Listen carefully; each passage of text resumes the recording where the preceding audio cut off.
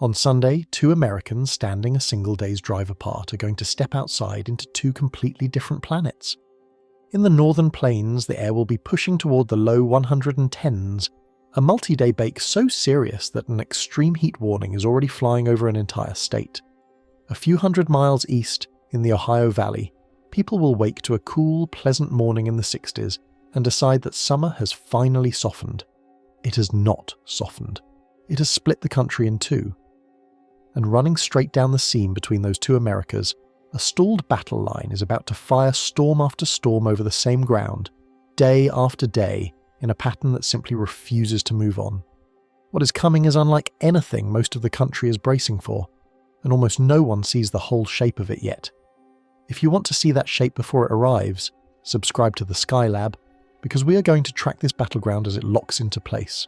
Drop a comment and tell me where you are watching from, and which side of this whiplash you're on, the heat or the storms. Now, let's get into it. Part 1. The calm before the country splits in two. For the last week or so, the sky over the United States has been telling you a comfortable lie. The weather has been busy in places, sure. Storms have popped up, some of them fierce, a few of them dangerous. But if you zoom out and look at the whole country at once, the truth is that nothing large has been in charge. The steering current high above our heads, the river of wind we call the jet stream, has been running flat and fast from west to east. And a flat, fast jet stream is a jet stream that does not let anything sit still. Systems slide through. Storms fire and fade. Nothing parks. Nothing builds. That is why the last stretch of severe weather has been what forecasters call mesoscale, a fancy word that just means small and local, little clusters of storms doing their damage in tight pockets and then dissolving before they can organize into anything continental. That is about to end, and it is about to end in a way that most of the country is not braced for. Over the next 2 weeks, that flat jet stream is going to buckle. It is going to bend into enormous north and south waves, and where it bends upward, it is going to build a dome of high pressure so strong and so stubborn that it will bake one half of the country, while the other half is left to catch the cold air spilling around its edge. What is coming is not a storm. It is a pattern. And the difference between a storm and a pattern is the difference between a punch and a siege. Here is the shape of it, in plain terms, so you can see the whole board before we start moving the pieces. This weekend, a ridge of high pressure builds across the desert southwest and swells north and west. The newest data has been nudging that ridge farther west than earlier forecasts had it, and that small shift matters because it changes where the battle line falls. As the ridge inflates, it drags cooler air down out of Canada and pushes it into the Midwest, the Ohio Valley, and the Northeast. After weeks of heat, that is going to feel like a gift in some places. But watch what happens where that cool Canadian air runs headlong into the warm, wet summer air still sitting over the middle of the country. That collision line is the whole story. That is the battleground. And along that battleground, storms are going to fire again and fire again over the same ground for days. You're going to hear me use that word a lot, battleground, because it is the single most useful way to picture what is about to happen. Think of two armies. One is warm and humid and full of energy, marching up from the Gulf. The other is cool and dense and dry, pressing down from Canada. Neither one is strong enough this time to simply overrun the other, so they lock together along a line, and along that line the violence concentrates. In the atmosphere, that violence takes the form of thunderstorms, damaging winds, hail, isolated tornadoes, and, most dangerous of all, flooding rain that falls on the same counties again and again until the creeks come up and the roads go under. Now hold that image, because the reason the next 2 weeks will be unlike anything most of America expects has nothing to do with any single day on that battleground. It has to do with the fact that the battleground will not move. In a normal summer, a front like this sweeps through, gives you a rough afternoon, and clears out by the next morning. This time, the pattern that sets it up is going to lock into place. The ridge that builds this weekend will slide only slowly eastward into next week, dragging its battle line with it, and then a second ridge is forecast to build for the third week of July behind it. The machine resets. It runs again. And on the other side of that battle line, something is happening that is just as strange as the storms, maybe stranger, because it will hit people who think they have nothing to worry about. While one region drowns, another is going to roast. This same pattern that floods Kentucky is the same pattern that pushes the northern plains, toward the low 110s, and a few hundred miles from that heat, people in the Ohio Valley are going to wake up on Sunday morning to temperatures in the 60s and think summer has gone soft. It has not gone soft. It has split the country in two. That is the whiplash, and we are going to spend real time on it, because a 40 to 50 degree swing in the character of the weather across a single nation, all driven by one configuration of the wind, is the kind of thing that sounds impossible until you understand the machine that makes it. Let me make that roadmap concrete, because the shape of these 2 weeks is the thing to fix in your mind before anything else. This weekend is Act 1, the first firing of the battleground, when the ridge builds in the west, the cool air pours into the east, and the stalled front lights up across the mid-Mississippi Valley, the Ozarks, the Tennessee Valley, and into the mid-Atlantic with flooding rain as the headline danger. Early next week is Act 2, when the ridge slides east toward the northern plains, and a small, disorganized low-pressure system spins up beneath it over the central plains, ringing out localized severe storms and a low-end tornado threat. And the third week of July is Act 3, when a new ridge is forecast to build, possibly with a strong northerly flow driving down across the northern plains, the Midwest, and the Ohio Valley, opening the door to yet another round of severe weather. 3 acts, 1 play, and the same locked geometry behind all of them. Now, why does that flat zonal flow matter so much as the starting point? A flat jet stream is the atmosphere's way of keeping everything in motion, and motion is safety. When systems keep moving, no single place gets more than its share of heat, or rain, or wind.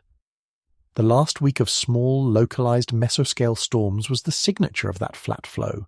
Storms that could still be locally significant, still drop hail or spin up a brief tornado, but that lacked any large, organized low-pressure system to weld them into something continental. That is the difference between a skirmish and a war. What is about to happen is that the atmosphere stops moving on, and the moment it stops moving on, the same hazards that used to slide harmlessly through get to sit over one place and repeat. That is the whole reason the next 2 weeks will surprise so many people. Most of us judge the weather by what our own window shows us on a given morning, and a stuck pattern is designed almost perfectly to make that instinct fail. Your window might show you a gorgeous, cool morning while a flood emergency unfolds 3 states away, all from the same configuration of the wind. The people most likely to be caught off guard are not the ones staring down the worst of it. They are the ones who look outside, see calm, and assume the calm is the whole story. I want to be precise about what I mean when I say this will be unlike anything most of America expects, because it is not hyperbole, and it is not a promise of some single record-shattering disaster. What I mean is that the character of the weather is about to defy the ordinary summer script in a way people are not mentally prepared for. The ordinary script is simple. A front comes through, you get a rough afternoon, and then it clears and moves on, and tomorrow is a fresh day. That is the rhythm we are all wired to expect in July.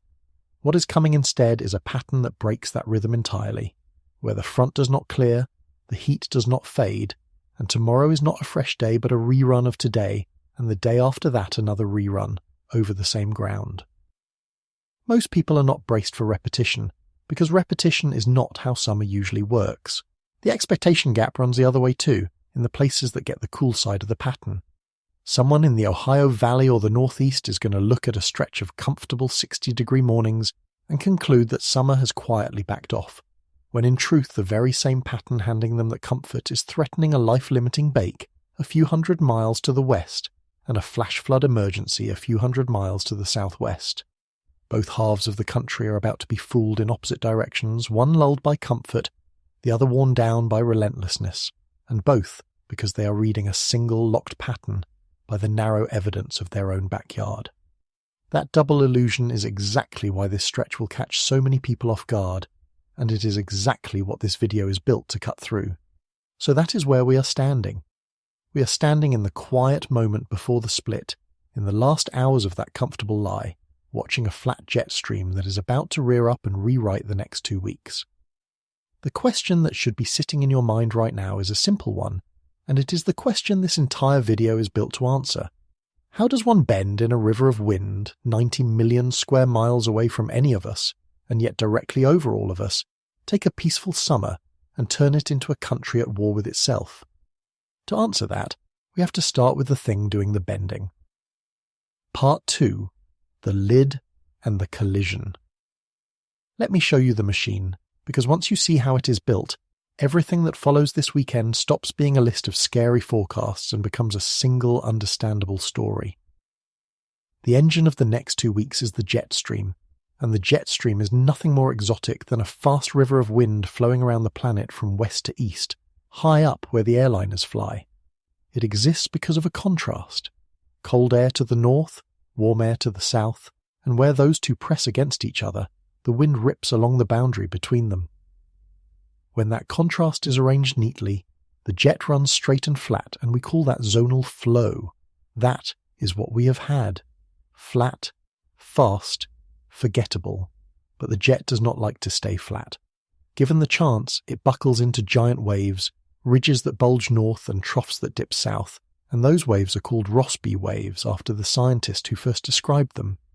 When one of those ridges grows tall enough and slow enough, it does something remarkable.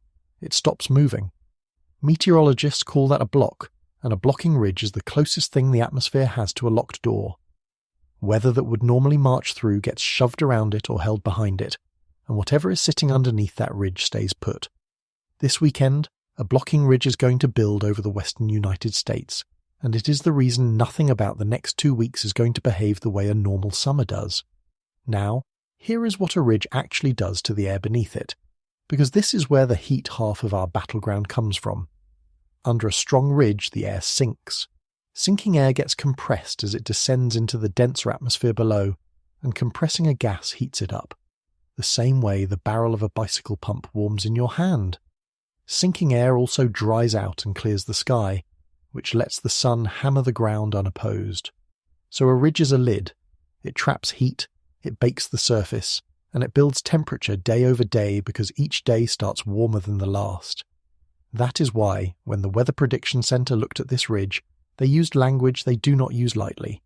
They warned of the possibility of daily, monthly, and even all-time temperature records, and they measured the ridge itself at more than 594 decameters, which is a way of saying the dome of high pressure is exceptionally tall and exceptionally strong.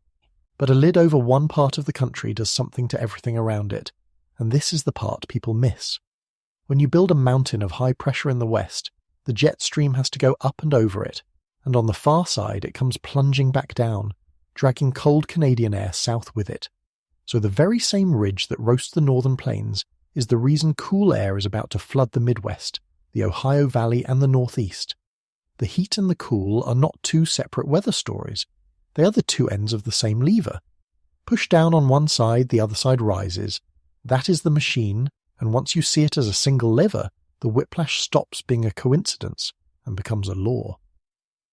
And now we come to the collision, the actual battleground.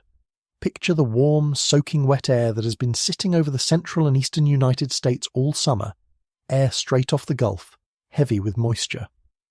Now picture that cool, dry Canadian air pressing down from the north. Where they meet, they do not blend and they do not politely trade places. They stack.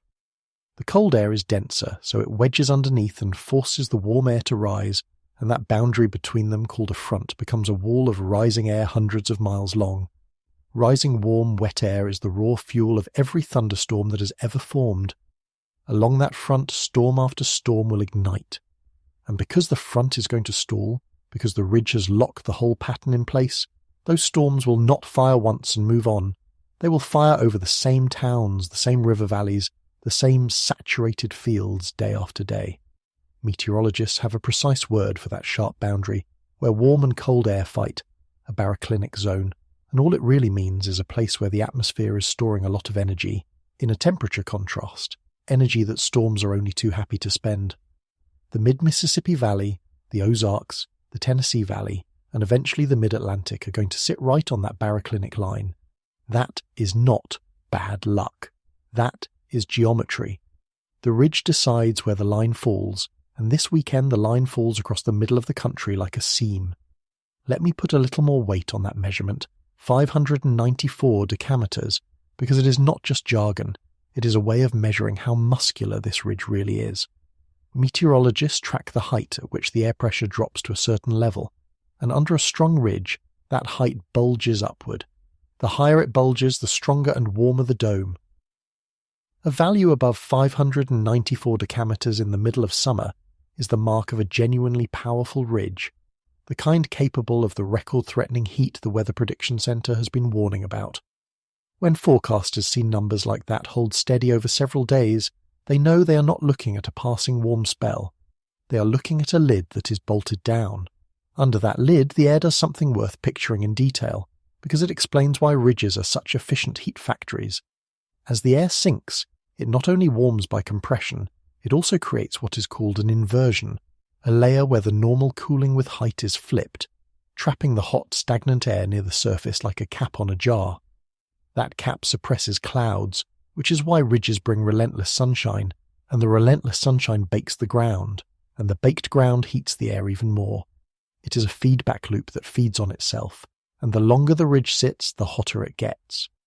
This is the machinery behind every one of those low 110 readings, forecast for the northern plains, and it is the reason the heat there is a multi-day build rather than a single spike. Now think about the boundary from the storm side, because there is a detail that makes this weekend's collision especially productive. The cool Canadian air is not just cooler, it is denser and it is drier, and when it undercuts the warm, moisture-laden Gulf air, it acts almost like a plough, forcing that warm air to lift sharply along a narrow zone. Sharp lifting over a narrow zone is how you get storms to fire in a concentrated line rather than scattered across the map, and a concentrated line along a stalled boundary is exactly the firing line we're going to watch light up. The contrast in temperature and moisture across that boundary is the energy source. The ploughing motion of the denser air is the trigger. Put them together over the same ground for days, and you have built a storm factory that does not shut off. There is one more wrinkle in the setup that matters enormously, and it is the kind of detail that separates a good forecast from a bad one. The exact position of the ridge has been shifting in the model guidance, and the newest data has been nudging it farther west than earlier runs suggested. That might sound like a technicality, but it is anything but, because the position of the ridge decides where the battle line falls. Slide the ridge a few hundred miles west, and the cool air pushes farther into the country. The stalled front sets up over a different set of river valleys, and the towns in the crosshairs for training rain change. Small shifts in the position of a locked pattern translate into large shifts in who gets the heat, who gets the storms, and who gets the flood.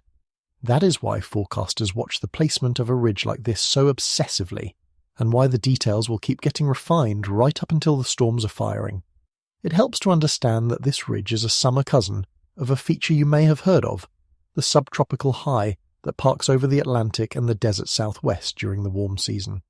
In a typical July, that high pressure sits far enough south and stays flat enough that the country stays in a manageable flow.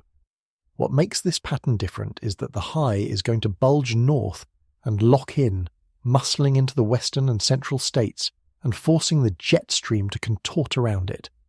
When a normally well-behaved summer high amplifies and stalls like this, it stops being a background feature and becomes the driver of everything.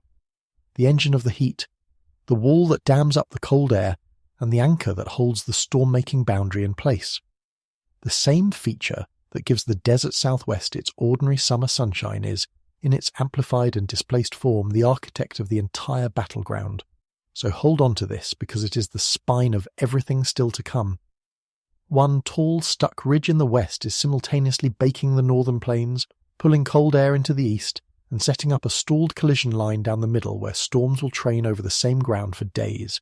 Heat, cool, and violence, all from one bend in the wind. The only thing left to understand before we walk through the storms themselves is why that seam produces such a shocking split in temperature.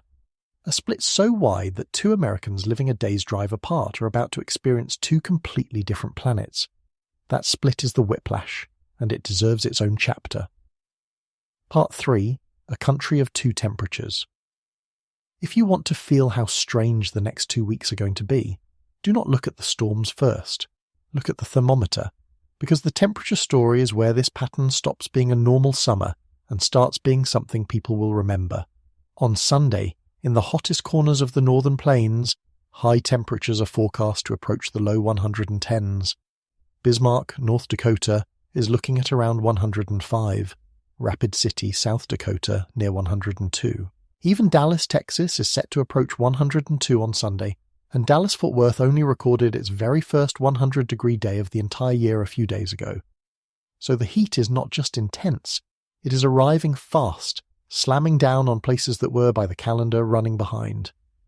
Now drive northeast in your imagination a few hundred miles, into Ohio, into Pennsylvania, into the northeast, and look at the same Sunday. The morning low temperatures there are forecast to fall into the 60s. 60s. Cool, dry, comfortable. The kind of July morning where you might reach for a light jacket and think the summer has finally eased off. And that is the whole point and the whole danger of what I've been calling the whiplash. At the same hour, on the same weekend in the same country, one region is being pushed toward 110 degrees while another is dropping into the 60s. That is not two different weeks of weather. That is one pattern, wearing two faces at once. Remember the lever from a moment ago, because this is where it pays off. The ridge in the west is the lid that bakes the plains. The cold air plunging down its eastern flank is what chills the Ohio Valley in the northeast. The heat and the cool are produced by the exact same feature at the exact same time, which is why the split is so clean and so wide. This is not the atmosphere being random. This is the atmosphere being ruthlessly organized. We have always thought of a heat wave and a cool spell as opposite kinds of weather that happen at different times. But what if they are not opposites at all? What if, under a stuck pattern like this one, they are two symptoms of a single cause, welded together so tightly that you cannot have one without the other? The whiplash matters for reasons that go well beyond how it feels. Start with the human body. Heat is, in most years, the single deadliest form of weather in the United States, more lethal than tornadoes, more lethal than hurricanes, and the reason is that heat kills quietly, over hours and days, especially where the night refuses to cool off. Under a ridge like this one, the danger is concentrated in places where overnight lows stay high, because the body needs the night to recover, and when the night stays warm the stress just compounds. In the northern plains this week, the heat is not a single scorching afternoon. It is a multi-day bake, and the Weather Prediction Center has already hung an extreme heat warning over all of western and central North Dakota to say so. Then there is the whiplash itself as a hazard, separate from either extreme. Rapid, large temperature swings are hard on the electrical grid, which has to lurch from cranking out air conditioning in one region to a completely different load profile in another. They are hard on crops, which can be stressed by heat one week and by cool, wet, disease-friendly conditions the next. And they are hard on people simply because they defy expectation. The person in the Ohio Valley enjoying that 60-degree Sunday morning is the person least likely to be paying attention to the flood threat building a few hundred miles to their southwest, or the life-threatening heat cooking the Dakotas, because their own window shows them a beautiful day. A pattern that lulls half the country while it punishes the other half is a pattern that catches people off guard, and being caught off guard is how ordinary weather becomes deadly weather. Let me sharpen why the heat side of this whiplash is so much more dangerous than a number on a screen suggests. The human body cools itself mainly by sweating, and sweat only works if the moisture can evaporate off your skin. When the air is hot and the nights stay warm, the body never gets the break it needs, and the core temperature creeps upward hour by hour. That is why the truly lethal ingredient in a heat wave is not always the afternoon high. It is the overnight low that refuses to fall. Under this ridge, the northern plains are staring down exactly that scenario, a multi-day stretch where the heat builds and the nights offer little relief, which is precisely why an extreme heat warning, the most serious heat alert the National Weather Service issues, is already flying over all of western and central North Dakota. That is the ridge writing its danger directly onto the map. Now hold that against the other side of the seam, because the contrast is almost hard to believe. While the Dakotas bake, the cool air pouring down the eastern flank of the ridge is going to drop morning lows into the 60s across Ohio, Pennsylvania, and the northeast. Those two realities, a deadly bake and a pleasant jacket weather morning, will exist at the same hour, produced by the same feature, separated by a single day's drive. There is a real cruelty in that arrangement, because comfort is disarming. The pleasant morning tells people everything's fine, and the pattern uses that false reassurance as cover while it does its damage elsewhere. The whiplash also lands hard on the machines and systems we depend on, and this is worth naming because it rarely makes the forecast. Consider the electrical grid, which we looked at in detail a few days ago in the video on how fragile the grid has become. A grid stressed by maximum air conditioning demand across a baking region, while severe storms tear down power lines a few hundred miles away along the battle line, is a grid being pulled in two directions at once. Consider the farm economy, where a field can be scorched by extreme heat one week, and then flattened by wind and drowned by flooding the next, a double blow that a single steady pattern would never deliver. The whiplash is not just uncomfortable. It is a stress test applied to everything at once, from the human body to the power lines to the corn. Let me put two people side by side, because that is the only way the scale of this whiplash really lands. Picture someone stepping outside in Bismarck, North Dakota, on Sunday afternoon, into air near 105 degrees, the kind of heat that makes the pavement shimmer and forces anyone with sense indoors, part of a multi-day bake serious enough to fly the most severe heat alert the National Weather Service issues. Now picture someone else, at that very same hour, stepping onto a porch in the Ohio Valley into a cool, dry morning that had them reaching for a light jacket, thinking the summer had finally softened. Same country, same weekend, same pattern. Two human beings living what feel like two different seasons on two different planets, and the only thing standing between their two worlds is the position of a single bend in the wind. That is not a statistic. That is the lived reality of a locked pattern, and it is genuinely difficult to wrap your head around until you see the two people in the same frame. The humidity is the quiet variable that makes the heat side even more punishing than the raw temperature suggests. The same warm, moisture-heavy air feeding the storms along the battle line also raises the dew point across the heat zone, and a high dew point is what keeps the nights from cooling and makes the air feel heavier and more dangerous than the thermometer alone would tell you. Your body cools by evaporating sweat, and the more moisture already hanging in the air, the harder that evaporation becomes, so a humid 105 degrees is far more taxing than a dry 105. That is why the danger in the northern plains this week is not just the number on the forecast, it is the combination of that number with warm, muggy nights that never let the body catch up. The whiplash, in other words, is not only about temperature. It is about the whole feel of the air flipping from oppressive to pleasant across a single day's drive, and about which side of that flip your body has to survive. Here is the part that should stay with you. This split is not going to hold still either. By early next week, the core of the heat stays parked over the northern plains, and then by Thursday it nudges only about 100 miles east toward Fargo and Sioux Falls, still near 105. By the following Friday and Saturday, the heat builds into the Great Plains and reaches towards St. Louis and Kansas City, while the Great Lakes and the Northeast stay cooler as a large dip in the jet stream carves back in. In other words, the seam between the two Americas is going to slosh back and forth for 2 solid weeks, and wherever it slams down, it brings its storms with it. So the temperature whiplash is not a sideshow to the severe weather. It is the same machine seen from a different angle. The heat marks where the ridge sits. The storms mark where the battle line falls, and the line is about to get very, very loud starting this weekend, in a corridor that runs right through the middle of the country. That corridor is where we go next. Part 4. The Weekend Firing Line. Let us walk onto the battleground itself, because this is where the pattern stops being an abstraction and starts knocking down trees. The first thing to understand is what a storm actually needs to turn severe, because the setup this weekend is going to supply all of it in the same place at the same time. A severe thunderstorm is a recipe with 4 ingredients. You need moisture, which the warm Gulf air is delivering in buckets.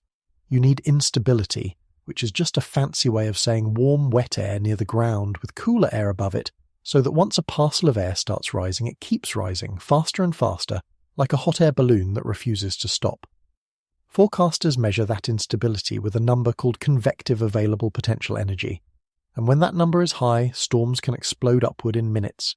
You need lift, something to give the air its first shove upward, and the stalled front along our battleground is a lifting machine that never turns off. And you need wind shear, a change in wind speed or direction as you go up, which is what lets a storm organize, rotate and survive instead of collapsing on itself. This weekend, the collision line assembles those ingredients and then keeps reassembling them, day after day, over the same corridor. On the first day of this stretch, the Storm Prediction Center drew a Level 2 risk, what they call a slight risk, over the St. Louis area and back into central Missouri and far eastern Kansas, with another slight risk over the Texas and Oklahoma panhandles, and a large level 1 marginal risk sprawling all the way from Philadelphia back to Denver. That is an enormous footprint. Isolated severe storms were even possible near Tampa, Florida, and up near Sioux Falls. Across all of it, the two main threats were the same: damaging straight-line winds and large hail. Now let me pull back the curtain on a piece of forecaster instinct, because it tells you something about how this pattern behaves. When that first outlook came out, there was no tornado risk formally drawn on the map, and yet the people watching the data most closely felt uneasy about that, because the ingredients near Kansas City and St. Louis looked capable of at least a low-end isolated tornado. The reason for that unease had a name, and it was drifting across Nebraska that morning. It was a remnant area of spin left over from the previous night's storms, a small stubborn eddy in the atmosphere that meteorologists call a mesoscale convective vortex. That leftover spin is exactly the kind of feature that can take an otherwise ordinary afternoon and add just enough rotation to spit out a tornado or two that the broad brush outlook did not advertise.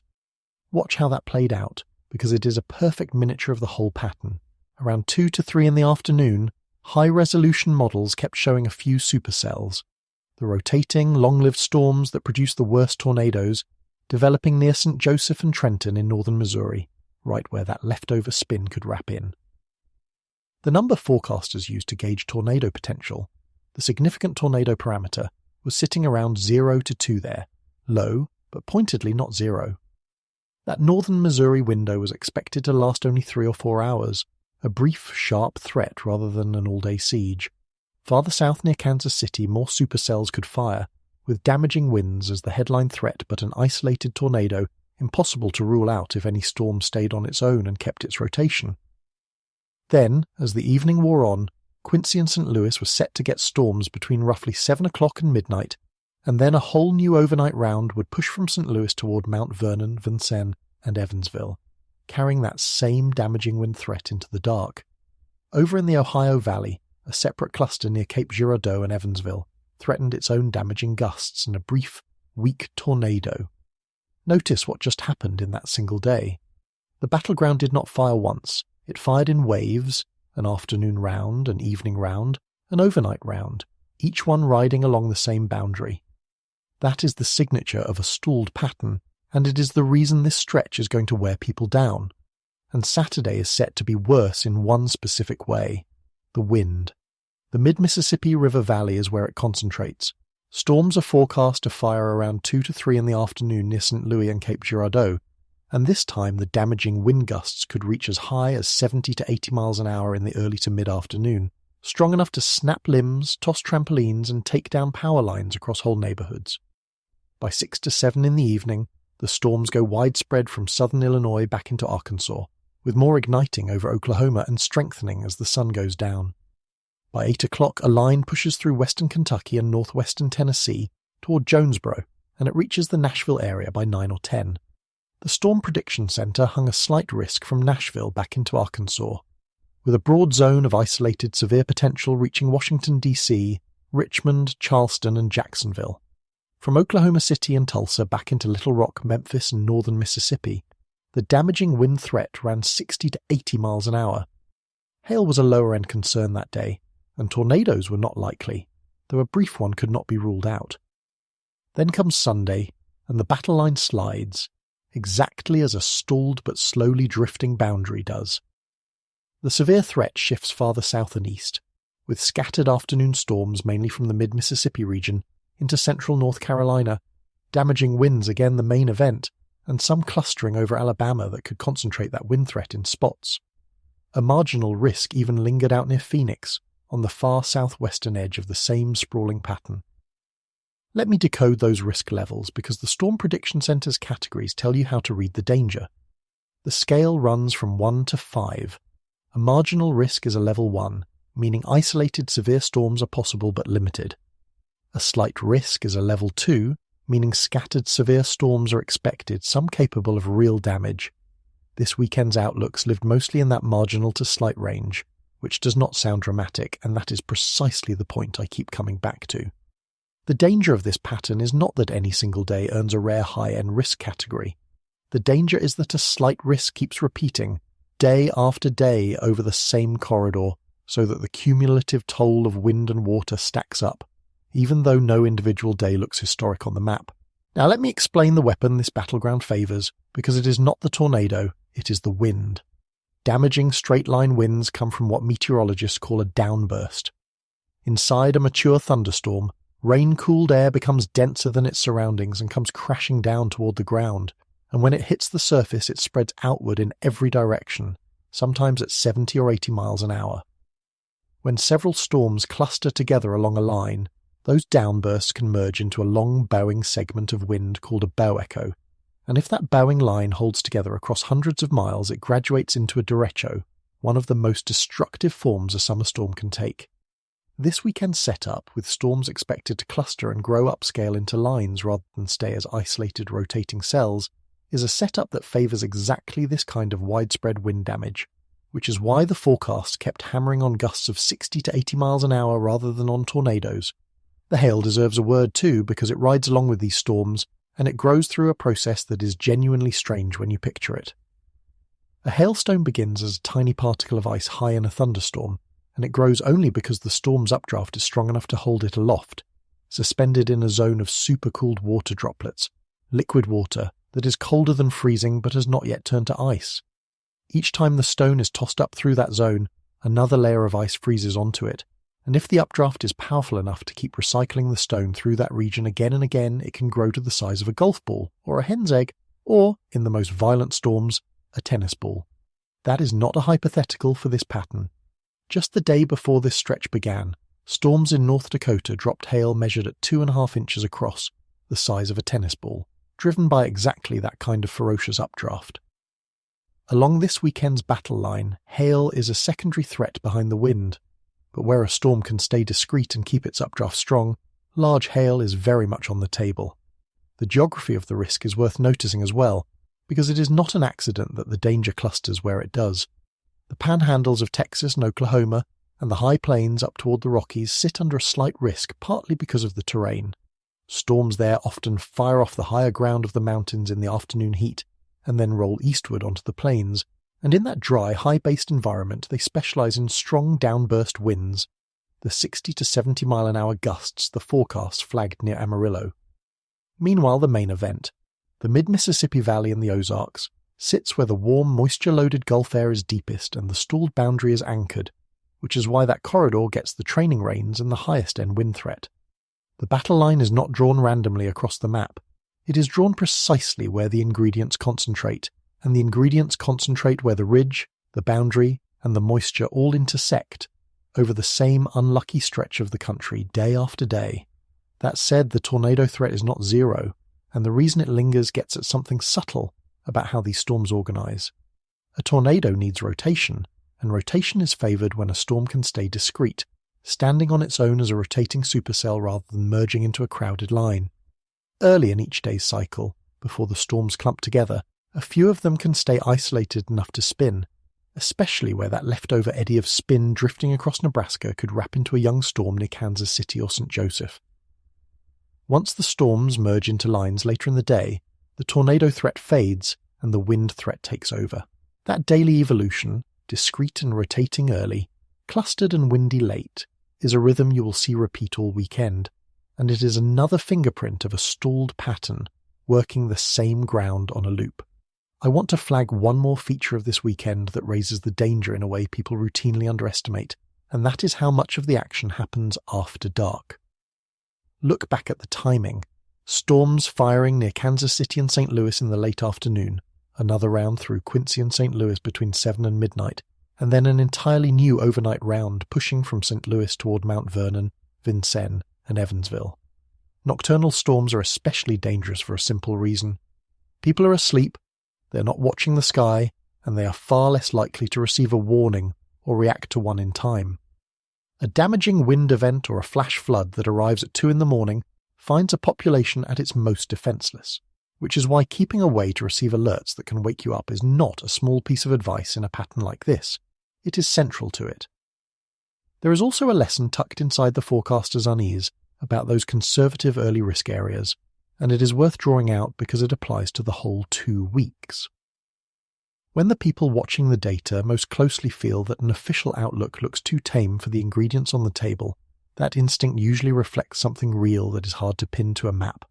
A subtle feature like that leftover spin drifting across Nebraska, or a local pocket of extra instability that could let a storm overperform. A stalled, moisture-loaded pattern is exactly the kind of environment where storms are prone to doing a little more than the broad outlook advertised, whether that is a brief tornado where none was drawn, or a rainfall total that busts high over one unlucky county. The honest way to read these forecasts is not as guarantees but as a centre of gravity, with a real chance that any given day tips toward the worse end of the range. In a pattern this loaded, planning for the higher end is simply prudent. So here is what the weekend actually is, stripped to its spine. It is not 3 separate storm days. It is one stalled battleground firing in relentless rounds, drifting slowly from the mid-Mississippi Valley toward the Tennessee Valley and the southeast, throwing damaging winds as its main weapon, and saving an isolated tornado for wherever the leftover spin and the discrete supercells line up just right. And I have deliberately left out the single most dangerous thing this firing line is going to do, because it deserves its own chapter and its own warning. When storms train over the same ground for days, the wind is not what kills the most people, the water is. But before we follow the water, we have to answer the question hanging over this entire pattern. Why won't it move? Part 5. How a sky gets stuck. Everything we have watched so far, the heat, the cool, the firing line, all of it comes back to one question, and it is the question that separates a rough weekend from a 2-week siege. Why does the pattern lock? A front sweeps through, gives you a bad afternoon, and leaves. That is normal. What is not normal, and what defines the back half of this July, is a pattern that plants itself and refuses to walk away. To understand that, we have to go back up to the jet stream and watch what happens when its waves stop rolling. In a fast, flat, zonal flow, the waves in the jet stream move along briskly from west to east, and because they move, the weather they carry moves too. Nothing has time to build. But the jet does not always run fast. Sometimes those North and South Rossby waves grow enormous, and when they do, a strange thing happens to their speed. Big amplitude waves tend to move more slowly than small ones, and if they grow big enough, they can slow to a near standstill or even drift backward, westward, against the usual flow. When that happens, we have a block, and a block is the single most important word for understanding the next 2 weeks. A blocking ridge is a mountain of high pressure that has stopped migrating. It sits, and because it sits, everything downstream of it sits too. There is a particular flavour of block that is worth picturing, because meteorologists named it after a Greek letter for a reason. When a tall ridge gets pinched between 2 troughs of low pressure on either side, the whole arrangement takes on the shape of the letter omega, that upside-down horseshoe. An omega block is famous for being one of the most stubborn configurations the atmosphere can produce, holding heat under the ridge and storminess under the troughs for days on end. We looked at a locked blocking-style pattern once before, back in June, in the video about how the storm named Arthur was really just the preview of a larger dipole snapping into place over America. This is that same family of behaviour, the atmosphere choosing to stand still, and when the atmosphere stands still in summer, it does 2 things at once. Under the ridge, it bakes. Along the stalled front, it storms, over and over, in the same places. Now here is where this specific pattern reveals its cruelty, because it is not going to lock just once. Watch the choreography over the 2 weeks. This weekend, the ridge builds in the west and sets the first battle line down the middle of the country. Into the early part of next week, that ridge slides east toward the northern plains, and as it does, a small, disorganized low-pressure system is forecast to spin up beneath it over the central plains, an odd little whirl of energy tucked under the dome. That spinning low can wring out its own localized severe weather, and it carries a low-end tornado threat through the early to middle part of next week, depending on exactly how it evolves. No one is forecasting a tornado outbreak from it. But a locked pattern does not need an outbreak, it just needs to keep firing. Then, as that first ridge weakens in the middle of next week, forecasters expect the machine to reset rather than shut off. A new high-pressure system is anticipated to build for the 3rd week of July, and this time it may come with a strong northerly flow driving down across the northern plains, the Midwest, and back into the Ohio Valley. If that verifies, it opens the door to several more rounds of severe weather across the Midwest and the Ohio Valley around the following weekend and into the week after that. Think about what that means. We are not looking at a storm system. We are looking at a pattern that fires this weekend, resets early next week, and reloads for the week after. 3 acts of the same play, all because the jet stream has decided to stand up in big, slow waves instead of lying flat and fast. Let me linger on why big waves move slowly, because it is the physical secret behind the whole siege. In the jet stream, small ripples race along quickly, but as a wave grows taller, its forward speed drops, and past a certain amplitude it can stall completely, or even crawl backward against the flow, a motion meteorologists call retrograde. That is deeply counterintuitive. We expect a bigger wave to be more powerful and therefore faster, but in the atmosphere the opposite is true, and the biggest waves are often the most sluggish. So the very thing that makes this ridge so tall and so hot, its enormous amplitude, is the same thing that makes it refuse to move. The pattern is not stuck in spite of its strength. It is stuck because of it. There is more than one flavor of block, and it is worth knowing the family because it tells you how stubborn a given pattern will be.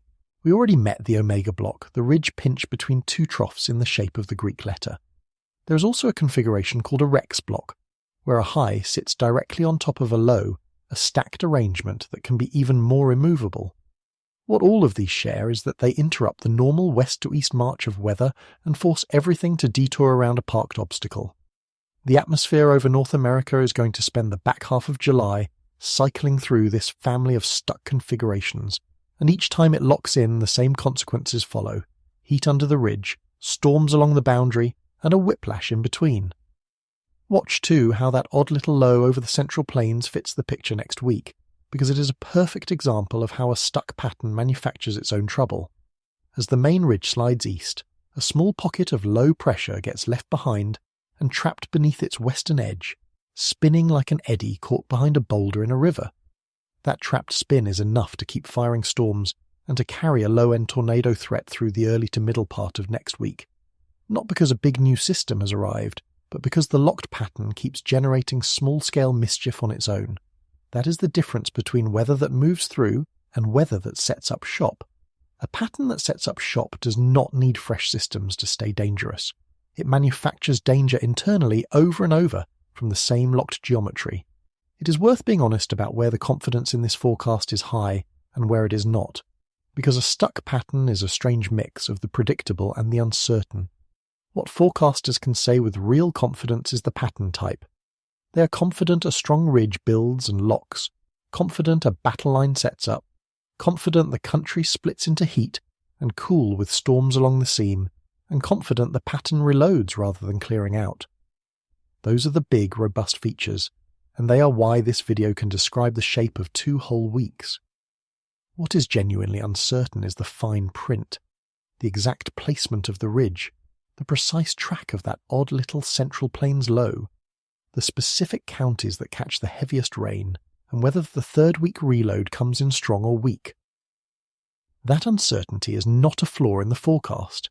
It is the nature of a chaotic system, and a stuck pattern actually widens some of it, because when the steering flow collapses, the small features drift in ways that are harder to pin down days ahead. That combination, high confidence in the pattern and lower confidence in the details, is exactly why you should treat the next 2 weeks as a standing threat rather than a fixed schedule. You do not need to know the precise county that floods on the following Tuesday to understand that a training, saturated ground flood threat exists across a broad corridor for many days running. You do not need to know whether the reload arrives Thursday or Friday to understand that the Midwest and Ohio Valley are in play for another round of severe weather in the 3rd week of the month. The pattern is the reliable part, and the pattern is dangerous. The details will keep sharpening right up until each round arrives, which is simply another reason to keep watching rather than to check out after the first stormy weekend passes. This is the thing I most want you to carry out of this video, so let me say it plainly. The reason the next 2 weeks will be unlike anything most of America expects is not that any one storm will be historic. It is that the atmosphere has stopped moving on, and a sky that will not move on turns ordinary summer hazards into a grinding, repeating siege. The heat does not get 1 day to peak and fade, it gets a week to build. The storms do not fire once, They fire in rounds, and the rain does not fall on dry ground and run off. It falls and falls again on ground that is already full. That last point is the one that turns this pattern from dangerous into potentially deadly, and it is where we go next, because when a stuck sky keeps raining on the same saturated valleys, the water stops being weather and starts being a threat to life. Part 6. When the rain won't move. Of everything the next 2 weeks will throw at the country, the one most likely to actually kill someone is not the wind, and it is not the heat. It is the water, and the reason is the exact same reason we have been circling this whole time. The pattern will not move. To see why a stalled pattern is a flooding pattern, you have to understand a phenomenon with a name that describes it perfectly. Meteorologists call it training. When storms form along a stationary boundary and the winds steer each new cell along the same path, the storms pass over a single point one after another, like rail cars rolling over the same stretch of track. Each car is a downpour, and if enough cars pass over the same town, the total rainfall stops being a summer storm and becomes a wall of water. The warm, wet Gulf air feeding this battleground is loaded for exactly this. Warm air holds more water vapour than cool air, and this summer's air mass is heavy with moisture, so every storm that fires along the front has an enormous reservoir to rain out. A conservative estimate of the rainfall through Monday already puts widespread totals of 1 to 2 inches across the storm corridor. But conservative is not the number that keeps forecasters up at night. When you look at the more aggressive high-resolution guidance, you start to see localized pockets exceeding 5 inches in Kentucky and 4 to 6 inches near Mountain Grove and Lebanon in southern Missouri, precisely where storms are most likely to train over the same ground again and again. 5 or 6 inches of rain in a short window falling on hilly terrain is a flash flood recipe, and it does not care whether you are expecting it. Here is the part that makes this pattern genuinely dangerous rather than merely wet. The ground across parts of Missouri is already saturated. Just today, the National Weather Service confirmed that 6 to 10 inches of rain had already fallen in Crawford County, and 6 to 11 inches in Iron and Reynolds counties, with Missouri leading the entire nation in active weather alerts. When ground is already full of water, it cannot absorb any more, so the next round of rain does not soak in. It runs off, straight into creeks and streams that are already high, and it does it fast. A stalled pattern that keeps sending storms over the same saturated basins is a pattern that stacks flood on top of flood, and each round starts from a higher, more dangerous baseline than the last. I want to make the danger concrete, because flash flooding is one of those hazards people consistently underestimate until it is too late. It does not take much. Just 6 inches of fast-moving water can knock a grown adult off their feet. A foot of moving water can float many cars, and 2 feet can carry off most vehicles, including trucks and large SUVs. The overwhelming majority of flash flood deaths happen in vehicles when a driver looks at a covered road at night, decides it is probably shallow, and drives in. That is why the single most important sentence in any flood forecast is also the simplest.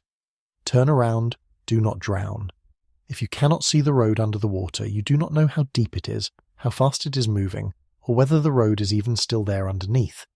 And flooding has quietly been one of the deadliest weather stories of this entire year, which is why a stalled, training, saturated ground setup like this one deserves more respect than it usually gets. A tornado announces itself. A hurricane gives you days of warning and a name. A flash flood can rise in a river valley on a warm summer night, while the town a mile uphill sees nothing but a passing thunderstorm. That mismatch between how ordinary the storms look and how extraordinary the water can become is exactly the trap a stuck pattern sets. Let me put a number on the fuel, because it explains why the aggressive rainfall forecasts are the ones to respect.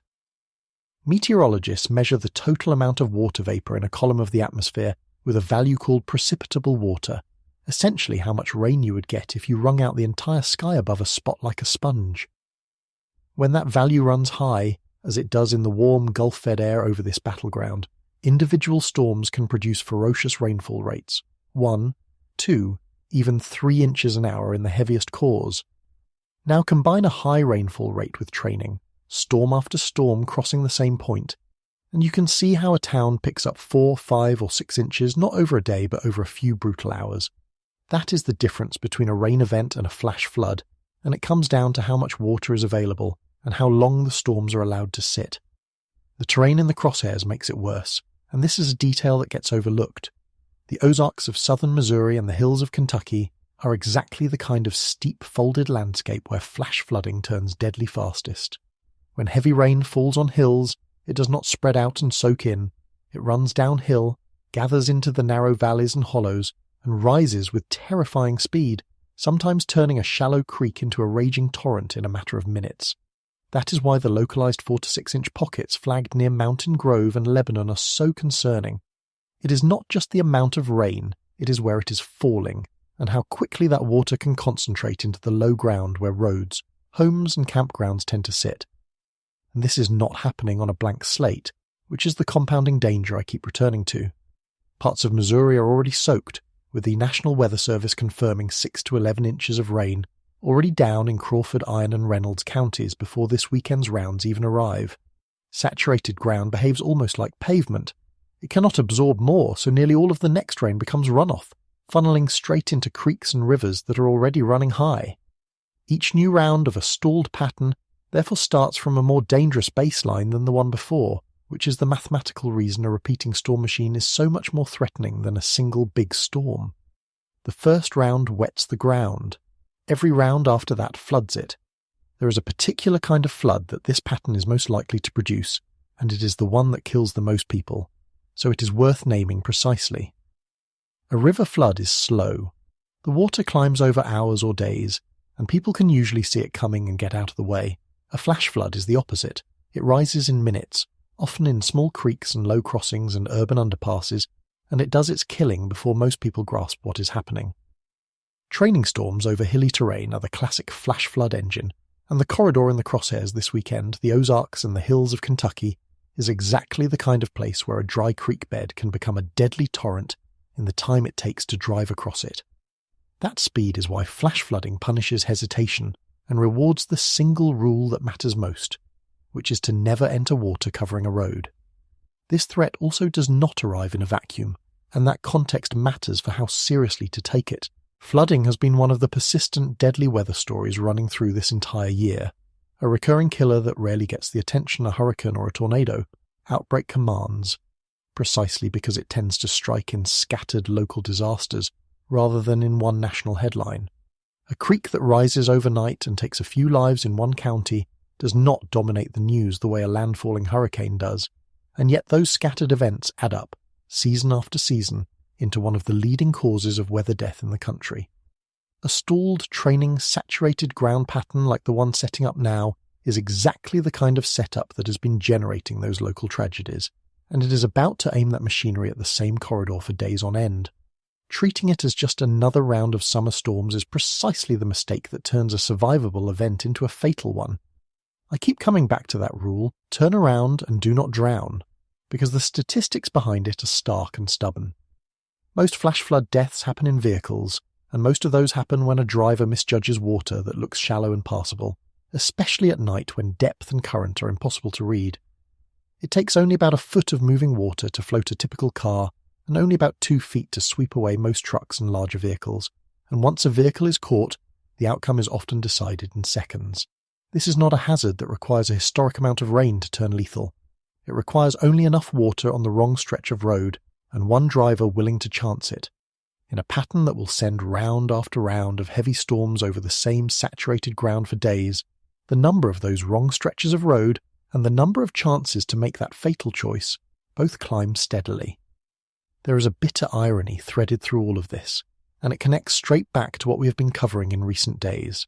A few days ago, in the video on the drought spreading across America, we talked about how roughly a third of the country is locked in severe drought, land so parched that megafires have been outrunning the crews sent to stop them. And now here we are, watching the same country brace for 4, 5, 6 inches of rain in a matter of hours. That is not a contradiction. That is the same warmed, amplified atmosphere doing both extremes at once, because a stuck pattern that denies rain to one region is the very same stuck pattern that dumps it on another. Which raises the obvious question. If a locked summer sky can do this much damage, has it done it before? It has. and the history of stuck summers is a history of some of the worst weather disasters this country has ever seen. Part 7. The Ghosts of Stuck Summers. To understand what a locked pattern is capable of, you do not have to imagine. You only have to remember, because American history is dotted with summers when the jet stream stood still and the consequences ran into the billions of dollars and the thousands of lives.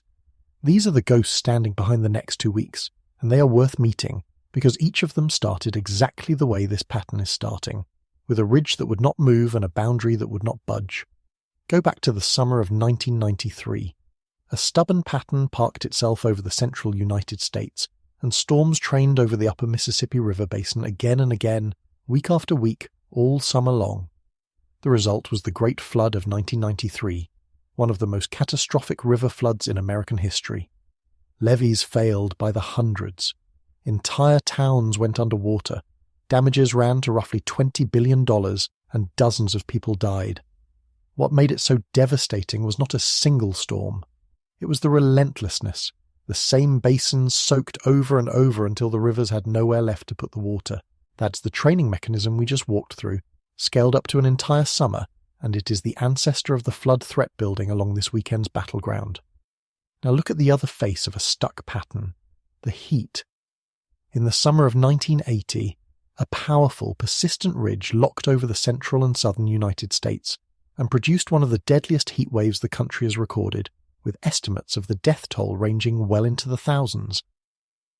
A similar locked ridge drought and heat wave returned in 1988, searing crops across the farm belt and turning the Yellowstone region into a tinderbox that burned through much of the season.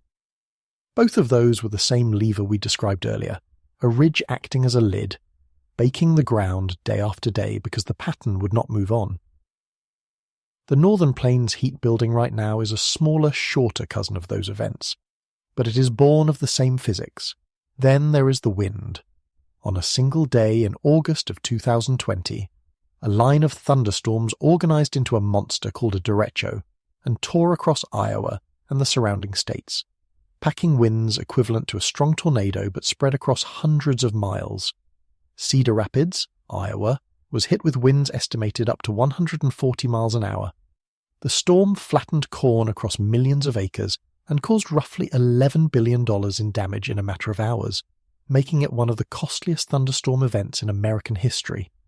That is what damaging straight-line winds can become when the ingredients line up, and it is why the 70 to 80 mile an hour gusts forecast along this weekend's firing line are nothing to shrug off, and the heat can reach almost unbelievable extremes when a block gets strong enough.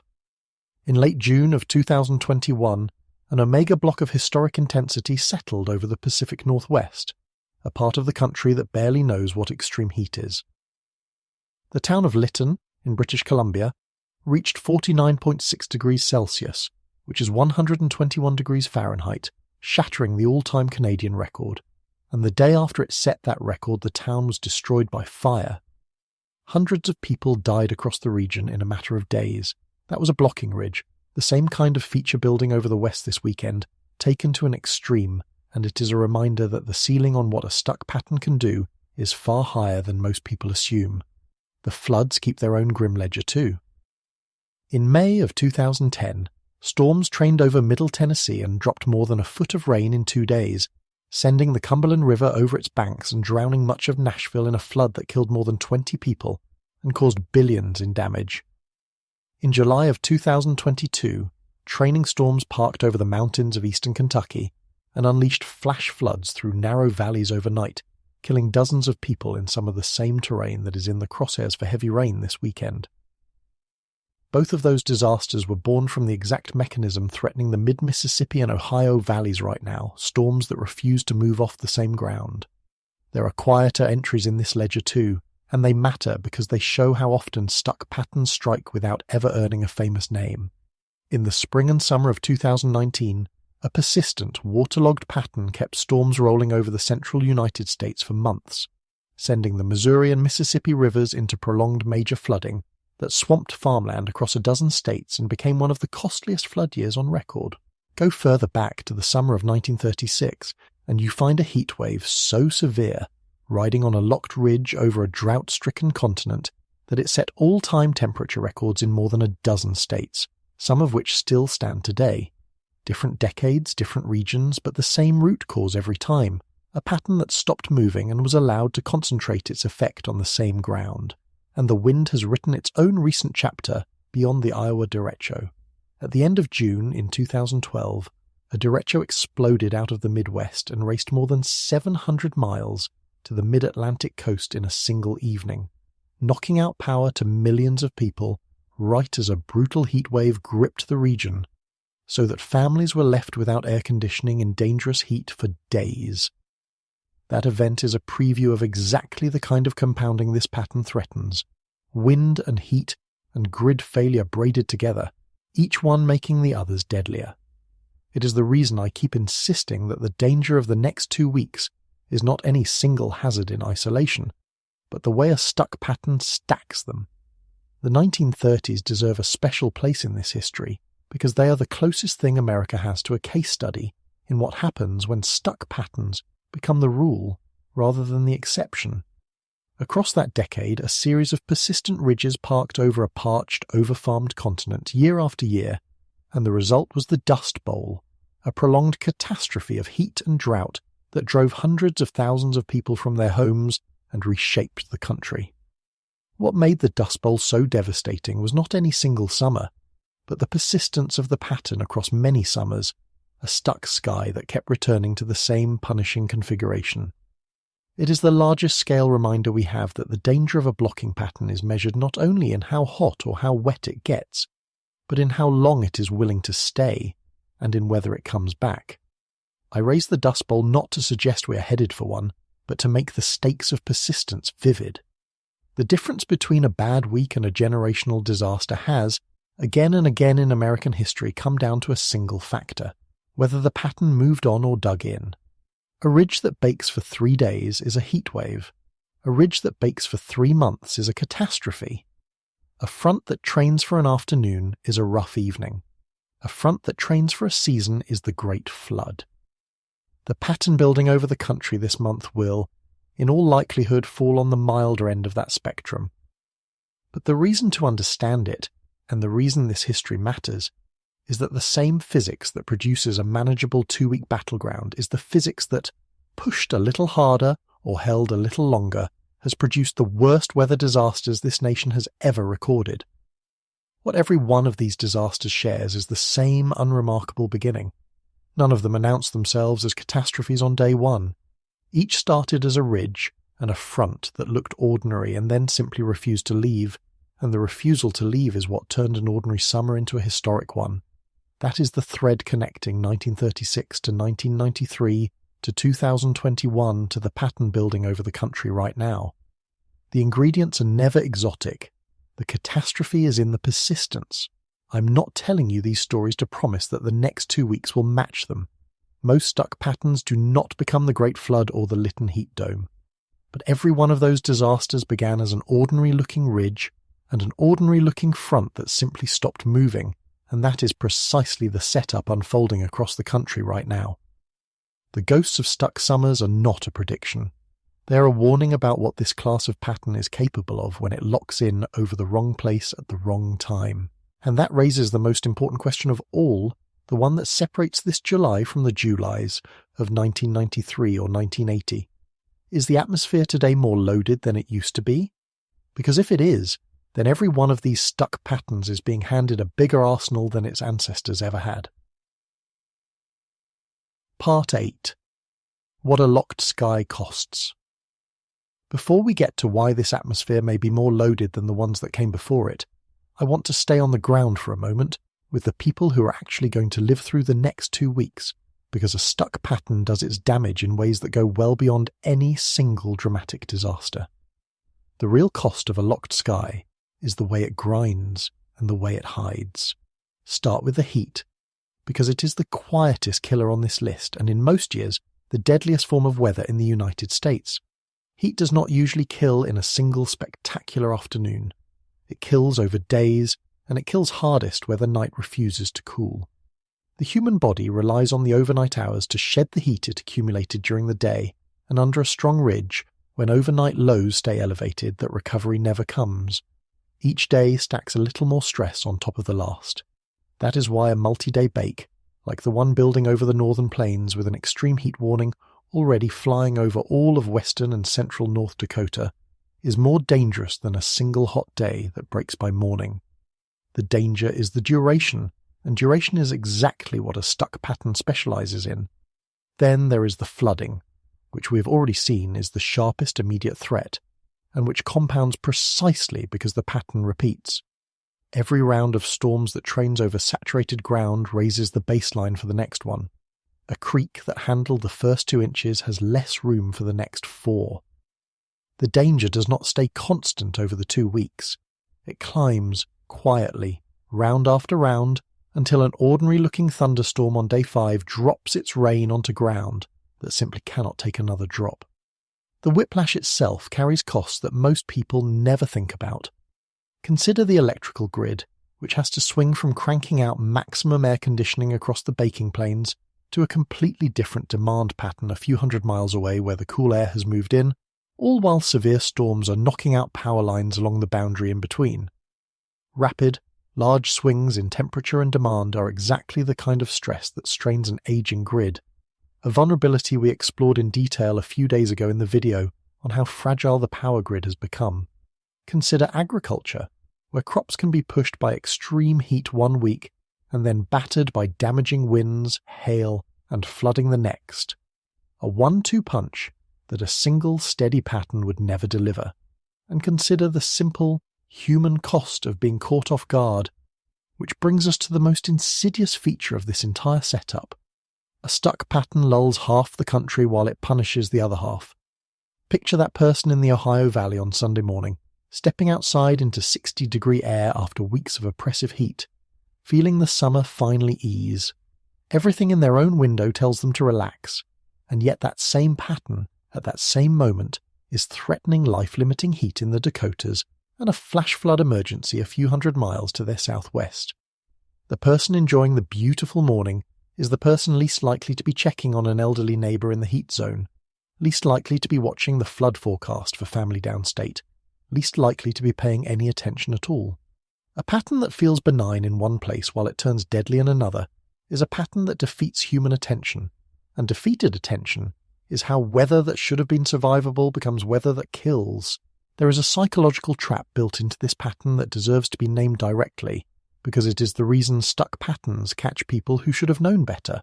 Human beings anchor their sense of danger to what they can personally see, and a stalled pattern deliberately hides its worst faces from most of the people living inside it. If your sky is calm and your morning is cool, your brain files the day under safe and moves on, even as the same pattern threatens someone a few hundred miles away. This is why heat waves and floods so often kill people who are not reckless, just unaware, lulled by a local calm into ignoring a regional emergency. The antidote is to stop trusting your window as your only source of truth and to start watching the pattern as a whole. The compounding is the other thing to keep front of mind, because it is what makes a 2-week siege different from a bad afternoon. On day 1, the ground is dry and the reservoirs of danger are empty, but each round of a stuck pattern fills them a little more. The soil saturates, the rivers rise, the heat stress accumulates in the bodies of the vulnerable. The grid runs closer to its limit. By the end of the 2nd week, an ordinary-looking storm or an ordinary-looking hot afternoon is landing on a system that has been quietly loaded to the edge, and that is when the failures happen. The danger curve of a locked pattern does not stay flat. It climbs, and the last days are often the worst, even when the individual weather looks no more dramatic than the first. Knowing all of that changes how you should listen to the forecast over the next 2 weeks. A watch means the ingredients are coming together and you should be ready to act. A warning means it is happening now, and you need to act immediately. Those 2 words are not interchangeable, and in a fast-rising flash flood, the minutes between them can be the whole margin of safety. Keep a way to receive those alerts that does not depend on you happening to glance outside, because the entire trap of this pattern is that your own view will sometimes tell you a comforting lie. Let me get specific about the heat side of preparedness, because it is the piece people most often treat casually, and it is the one that quietly kills the most. If you are in the Northern Plains bake, the rules are simple, and they are not optional. You hydrate before you feel thirsty, because thirst lags behind dehydration. You find air conditioning during the hottest hours, and if you do not have it at home, you go where it exists, a library, a mall, a cooling centre, anywhere the air is conditioned. You never, under any circumstances, leave a child, an older adult or a pet in a parked car, where temperatures can climb to lethal levels within minutes, even with the windows cracked. And you check on the people most at risk, the elderly living alone, the chronically ill, anyone whose body cannot regulate heat well, because heat deaths cluster among people who are isolated and cannot help themselves. A single phone call or knock on a door during a multi-day bake has saved more lives than any forecast. The storm and flood side has its own short list, and it is worth keeping ready because a stalled pattern gives you many chances to need it. You keep a phone charged and a battery-powered or hand-crank way to receive warnings because the power may not stay on. If severe storms threaten, the safest place is an interior room on the lowest floor, away from windows, and if a generator becomes necessary after an outage, it runs outdoors and far from windows, never in a garage or a basement, because carbon monoxide from a generator kills quietly every single storm season. And through all of it, you keep watching the pattern rather than just your own sky, because the entire lesson of this video is that a locked pattern hides its worst faces from most of the people living inside it. Preparedness in a stuck pattern is not a one-time act. It is a posture you hold for 2 weeks because the threat keeps resetting. So what do you actually do with 2 weeks like this? You respect the water first, because it is the fastest killer, which means never driving into a flooded road, no matter how shallow it looks, especially at night. You respect the heat second, which means checking on the people most vulnerable to it, the elderly, the very young, anyone without reliable cooling, and understanding that the danger is the multi-day grind, not just the single hottest hour.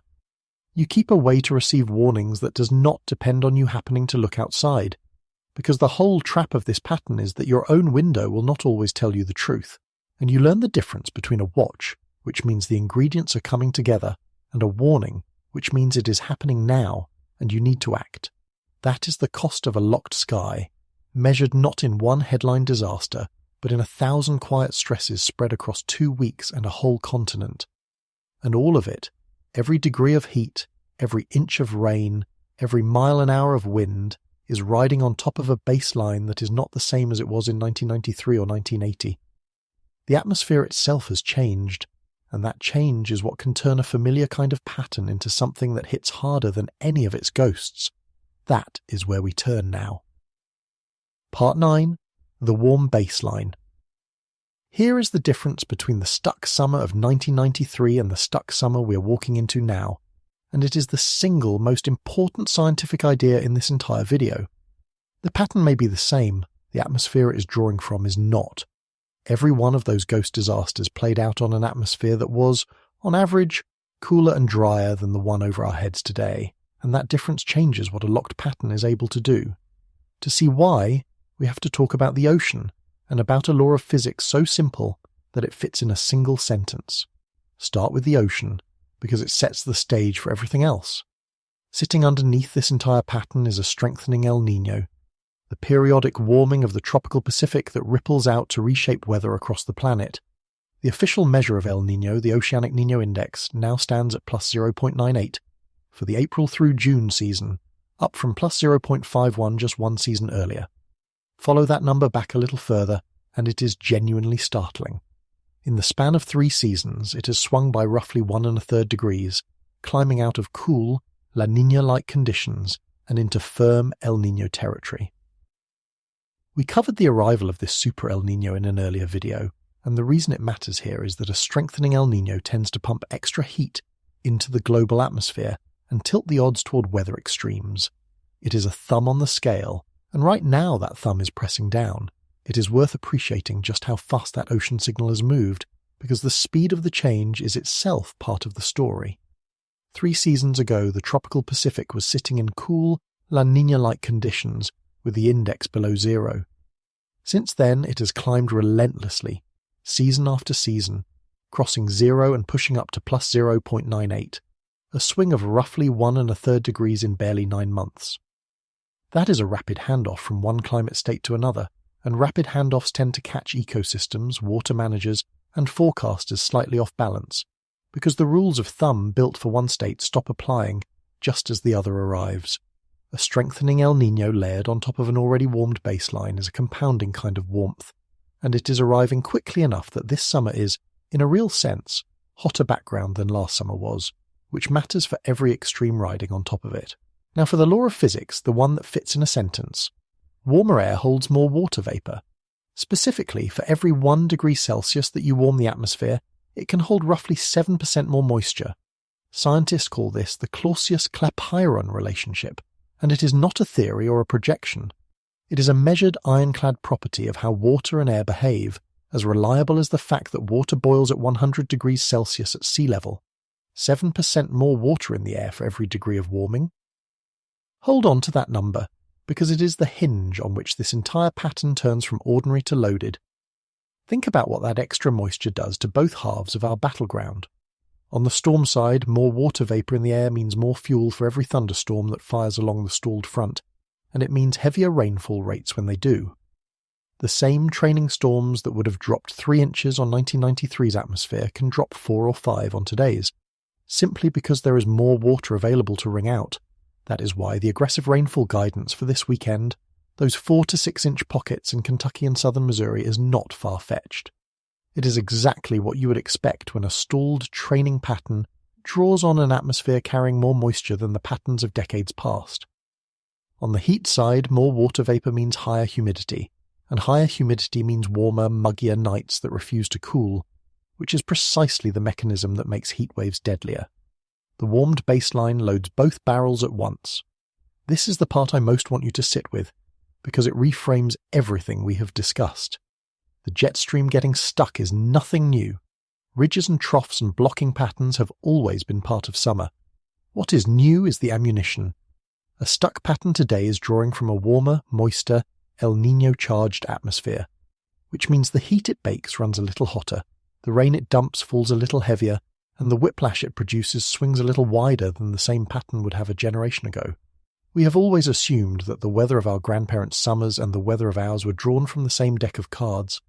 But what if the deck itself has been reshuffled, with a few more extreme cards slipped in, so that every hand the atmosphere deals now carries a slightly higher chance of disaster? Let me make the ocean connection less abstract, because it is easy to hear El Niño and picture something far away and irrelevant to a storm in Missouri. El Niño is a warming of the surface waters across the tropical Pacific, and because the ocean and the atmosphere are coupled, that warming does not stay in the tropics. It shifts the great convective engines of the tropics, which nudges the position and behaviour of the jet stream thousands of miles away, and it pumps additional heat into the global atmosphere overall. Scientists call these long-distance links teleconnections, and they are the reason a temperature anomaly in the equatorial Pacific can help tilt the odds toward a hotter, more extreme summer over North America. The Oceanic Niño Index sitting at plus 0.98 is not a piece of trivia. It is a measure of how hard that thumb is pressing on the scale over the whole pattern we have been describing. Now put the ocean together with the 7% rule, because that combination is what genuinely separates this summer from its ghosts. A warmer world means a warmer atmosphere, and a warmer atmosphere, by that ironclad Clausius-Clapeyron relationship, carries more water vapour, roughly 7% more for every degree Celsius. 7% might sound modest, but in the physics of extreme rainfall it is anything but. When you load the atmosphere with a few percent more moisture and then feed it into a stalled training storm machine, the heaviest downpours get measurably heavier, and the difference between a manageable 3-inch rain and a catastrophic 6-inch one can hinge on exactly that extra margin of available water. The same principle sharpens the heat, because more moisture in the air means muggier, warmer nights that deny the body its recovery. The warmed baseline does not just make the average a little warmer, it fattens the extremes on both ends. It is worth being clear about what El Niño does and does not do to a summer like this, because it is easy to overstate. El Niño does not personally schedule this weekend's storms or draw the battle line across Missouri. Those are the work of the jet stream and the ridge, features that would exist with or without a warm Pacific. What El Niño does is set the background conditions, tilting the whole system toward a warmer, more energetic state, adding heat to the global atmosphere and subtly influencing where the jet tends to set up. It is the difference between the weather and the climate it plays out on. The storms are the weather. El Niño, and the warmed baseline it sits on, is the stage those storms perform on, and this year that stage is tilted toward the extreme. I keep returning to the reshuffled deck image because it guards against two opposite mistakes, and both mistakes are common. The first mistake is to blame every storm and every hot day directly on a warming climate, as if the atmosphere would have been calm and mild otherwise. That is not how it works. Stuck patterns, heat waves and floods have always happened and always will. The second mistake is the opposite, to shrug and say that because these things have always happened, nothing has changed. That is not how it works either. The honest middle is the reshuffled deck. The kinds of hands the atmosphere deals are the same kinds it always dealt, ridges and troughs and stalled fronts, but the deck has been quietly reweighted so that the extreme hands come up a little more often and hit a little harder. This pattern is an ordinary hand from a deck that is no longer quite ordinary. That is the loaded dice image I keep coming back to, and it is the most accurate way I know to describe it. Climate change does not reach down and personally place a flood on a town or a heat record on a city. What it does is reshape the dice. It shaves a little off the low numbers and adds a little to the high ones, so that every time the atmosphere rolls, the chance of an extreme outcome creeps upward. The stuck pattern is the roll.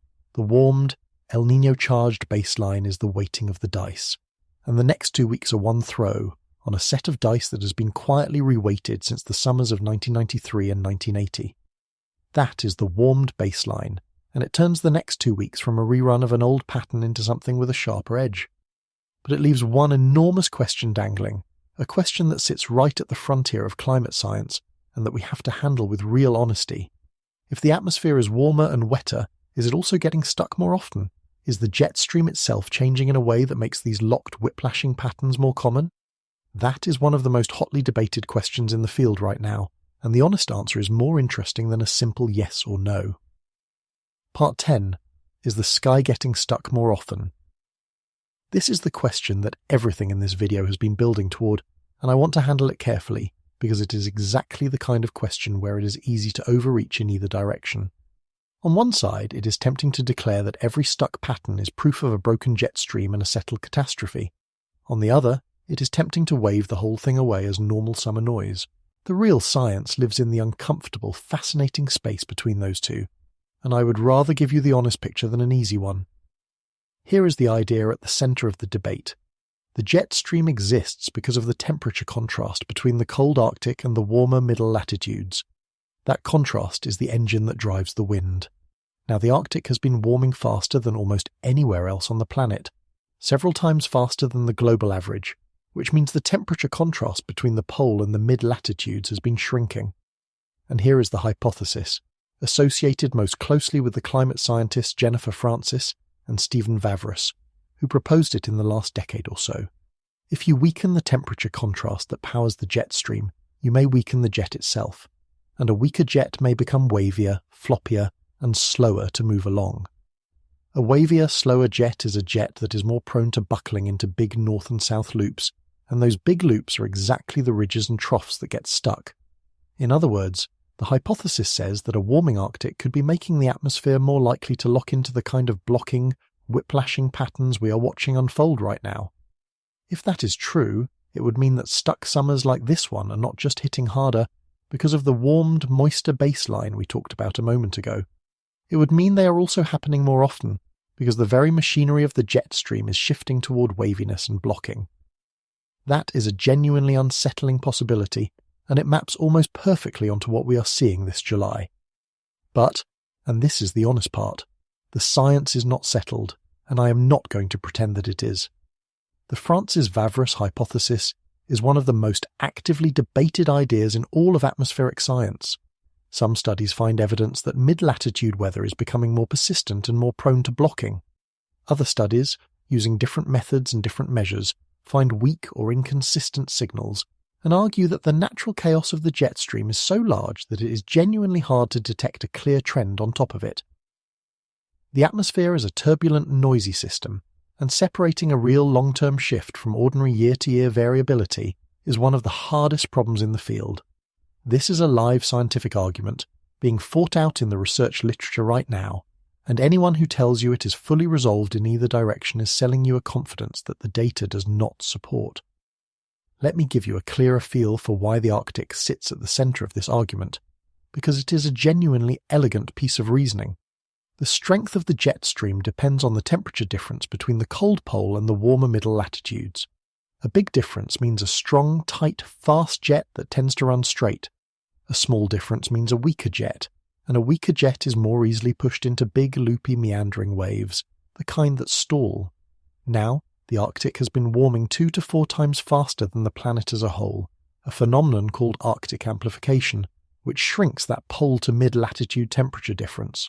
Follow the logic and you arrive at the hypothesis directly.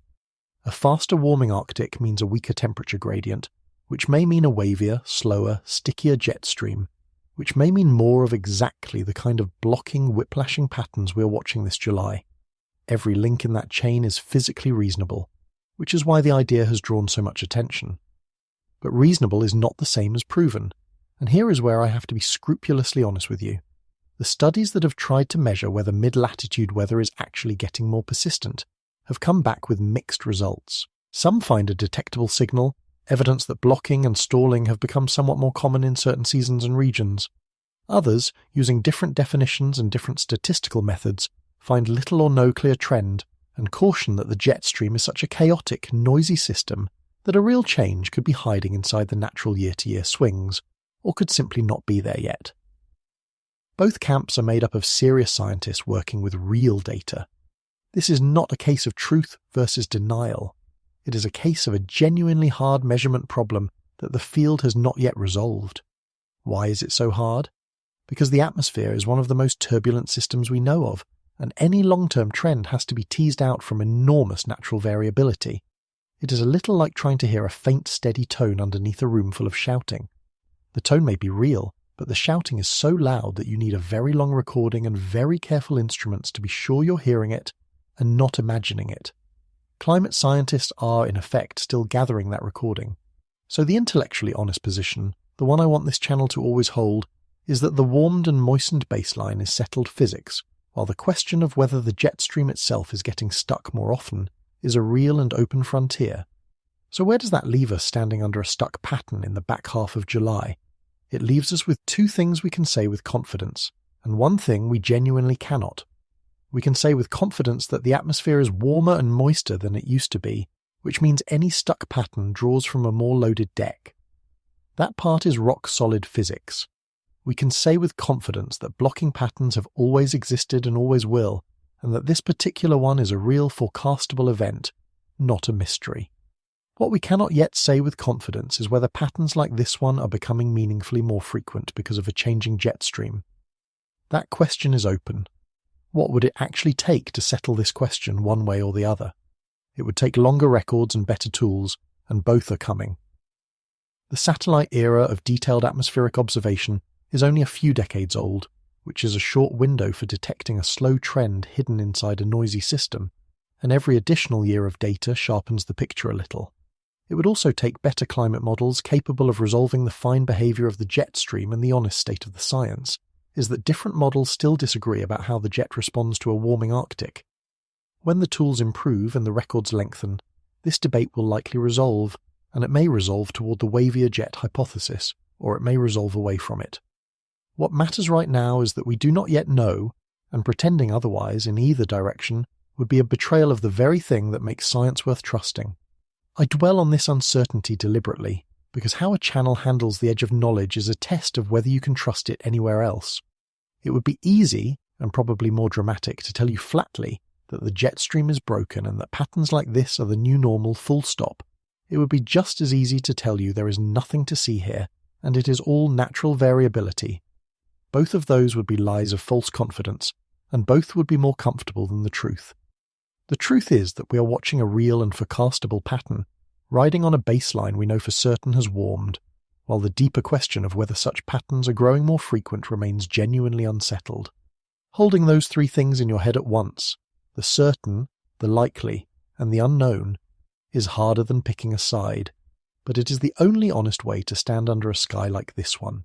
And there is something almost fitting about ending on an open question, because it captures exactly where we stand as a civilization, watching a sky do something dramatic and not being entirely sure whether we are seeing a fluke or a trend. That uncertainty, though, is precisely the soil where a very different kind of explanation takes root, one that trades the hard honesty of unsettled science for the false comfort of a secret villain, and we have to deal with that too. Part 11. What people are saying and what's real. Whenever the weather does something this dramatic and this geometric, a temperature that splits the country cleanly in two, a battle line that draws itself across the map, a pattern that locks into place as if someone flipped a switch, a certain kind of explanation always starts circulating online. The pattern is too clean, the claim goes, too organized, too convenient. Someone must be doing this, and I want to take those claims seriously, not because they are correct, but because the unease underneath them is completely understandable, and because the honest thing to do is to walk through what is real and what is not, rather than just mocking people for asking. The most common version points a finger at weather modification.